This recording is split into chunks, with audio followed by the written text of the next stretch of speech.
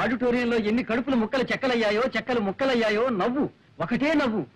నువ్వు నటశేఖరుడివి, నవ్వుల నట సామ్రాట్వి, హాస్యరస చక్రవర్తిరా, ఆంధ్రుల అల్లారు నవ్వుల జల్లివి. నీ నటనకి మామూలు కంగ్రాచులేషన్స్ పనికిరావు ప్రసాద్.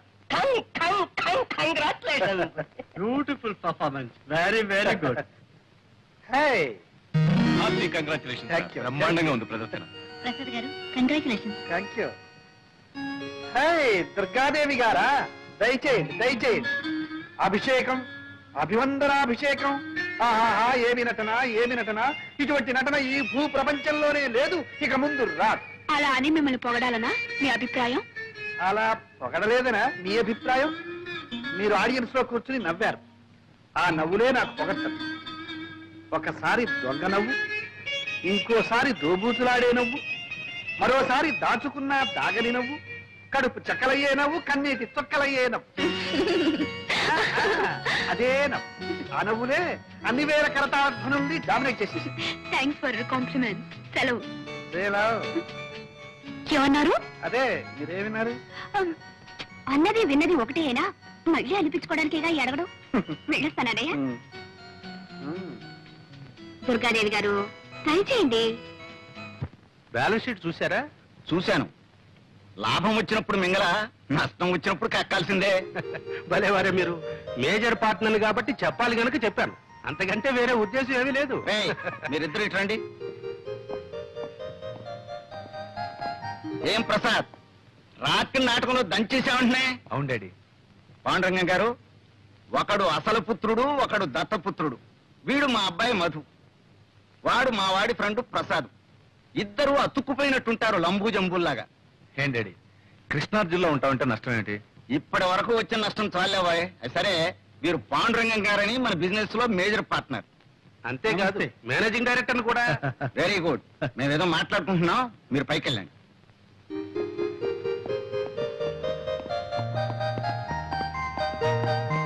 కూర్చోండి కూర్చోండి.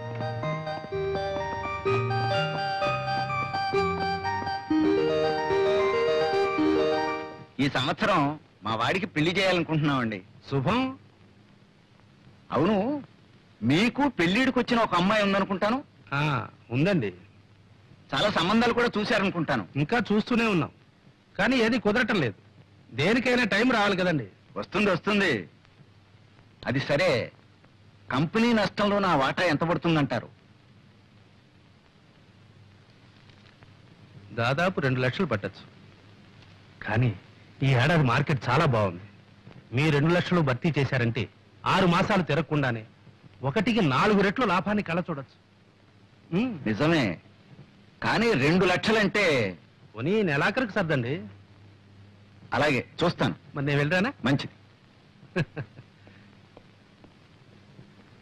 హే కృష్ణ, ప్రేమ కళా ప్రపూర్ణ, నీకు రోజుకో కొత్త గోపిక తగులుతుంది.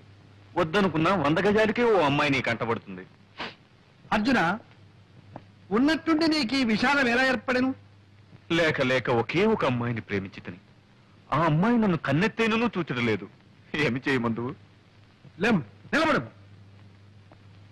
విను. ప్రణయ భగవద్గీత ప్రథమాశ్వాసంలో శ్రీకృష్ణుడు వివరించిన రీతి. ఎప్పుడైనా అమ్మాయి నీకు ఎదురుపడినదా? పడినది. నీవేమి చేసేదివి? చిచి, నేనేం చేయలేదు. చిచ్చి, ఏమీ చేయలేకపోయినా నువ్వేమి పైకి వచ్చినవు? ఆ అమ్మాయి నిన్ను ఎలా చూచును? ఏం చేయాలో తెలియదు గురు. శిక్ష నేను అభినయించి చూపెదను, గమనింపు. చూడు, అమ్మాయి ఇలా నడిచి వస్తుంది. ఆ అబ్బాయి అలా ఎదురుగుండా వస్తున్నాడు. అప్పుడు అమ్మాయి తలవంచుకు వెళ్ళిపోతుంది. అప్పుడు అబ్బాయి దగ్గరగా వచ్చి హలో అనాలి. అమ్మాయి తలవంచుకుంది కదా, తలెత్తి చూస్తుంది. ఎలా చూస్తుందో? ఒకవేళ కోపంగా చూస్తానా? కంగారు పడకూడదు. ఏమైనా సరే నీ చూపు మాత్రం స్క్రూలు వేసి బిగించి అలాగే చూస్తూనే ఉంటుంది. అప్పుడు అమ్మాయి కంగారు పడుతుంది, తలవంచుకుంటుంది. అయినా సరే నువ్వు మాత్రం అలాగే చూస్తూ ఉంటా. అప్పుడు అమ్మాయి తలెత్తుతుందో చేయిస్తుందో చెంప చెల్లుమంటే అక్కడే టైమింగ్ కావాలి. అవకాశం ఆవిడికి ఇవ్వకుండా బ్యూటిఫుల్ ఐస్, లవ్లీ ఐస్ అంటూ ఆమె కళ్ళలోకి చూడు. అప్పుడు ఆ లవ్లీ ఐస్ ప్రేమ తరంగాలు నీ కళ్ళలో నుంచి ఆమె కళ్ళలోకి దూసుకుపోతాయి. అప్పుడు ఆవిడ ఒళ్ళు పులకరిస్తుంది, నిన్ను పలకరిస్తుంది. నిజమా గురు? ట్రై చెయ్యి. ఇది మొదటి పాఠం. తర్వాత పాఠం? ఇది ట్రై చెయ్యి. ఇది సక్సెస్ఫుల్ అయ్యావంటే ఆ తర్వాత ప్రేమ పాఠాలన్నీ నువ్వే నమ్ము చెబుతావు. థ్యాంక్ యూ గురు, thank you very much. Wish